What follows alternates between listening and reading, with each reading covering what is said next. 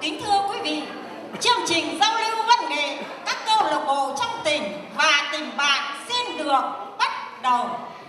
Mở đầu chương trình, ca cảnh chèo Tuyên Quang sáp nhập đang đà tiến lên, sáng tác Hương Lý, do tập thể nam nữ câu lạc bộ đàn hát dân ca và chèo tỉnh Tuyên Quang biểu diễn.